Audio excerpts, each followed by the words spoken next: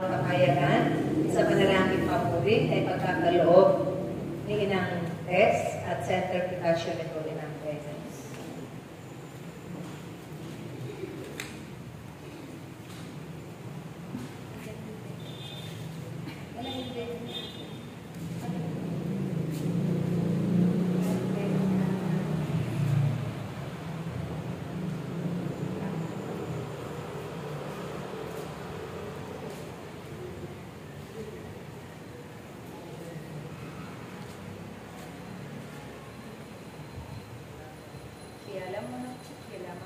Sumainyo ang grasya ng Diyos. Nais kong makita ang mga ngiti sa inyong mga lahat.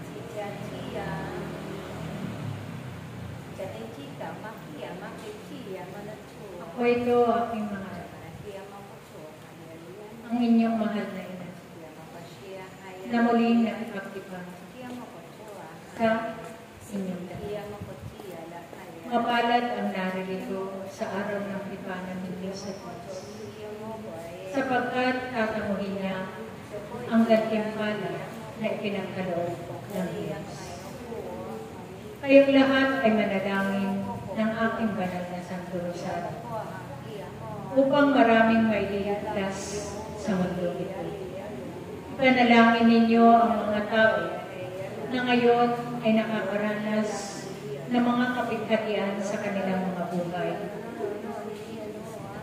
Panalangin niyo silang lahat, sapagkat sila ay nakakaranas ngayon ng mga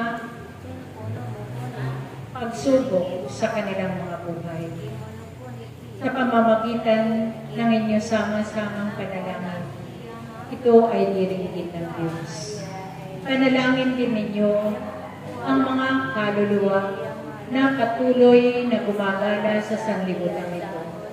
Hindi lang ang buhay ang inyong ipapanalangin, kundi pati ang mga kaluluwa na patuloy na naririto pa sa mundong ito na hindi pa nila napabatid kung sino ang lumikha sa kanilang lahat.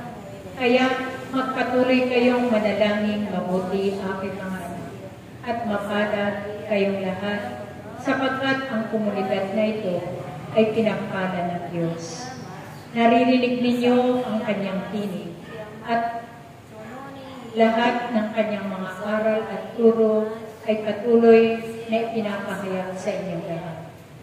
At ipinapaalam ng Diyos ang mga magaganap sa mundo ito.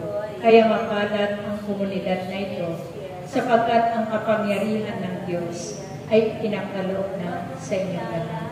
Kaya kung sino man ang mga may kapangyarihan na ipinagkaloob ng Diyos sa Kanya, ito ay inyong gamitin, sapagkat ito ang makakapagtulong sa mga tao na nangangailangan ngayon ng kanilang mga tulong sa inyong lahat.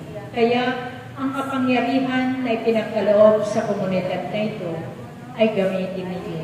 Kung sino ang taong binigyan na magpagaling ay magpagaling. Kung sino ang taong binigyan na magpahayag ng kanyang salita ay magpahayag. Kung sino man ang taong binigyan ng kapangyarihan ng Diyos, ito ay gamitin ninyo sa inyong mga kapatid na nangangailangan ng tulong. Kaya kayong lahat na naririto ay mapalad aking mga anak, sapagkat ang hiwaga ng Diyos ay ipinagkaloob sa inyong komunidad.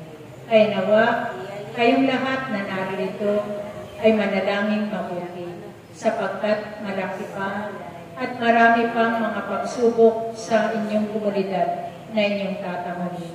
Ngunit ang pagpapala ng Diyos ay pagkakaloob na sa inyong lahat, sapagkat sa inyong pagsunod sa kanyang kalooban, tunay na ang ipinangako ng Diyos sa bawat isa sa inyo ay makakamtan na ninyo sa inyong mga buhay, sapagkat nais niya na kayong lahat ay maging mayaman at hindi na kayo maghihirap magpakailanman. Kaya magpatuloy kayong maglingkod sa Kanya hanggang wakas ng inyong kabuhay. Salamat sa inyong lahat. Praise. Tayo po ay dala na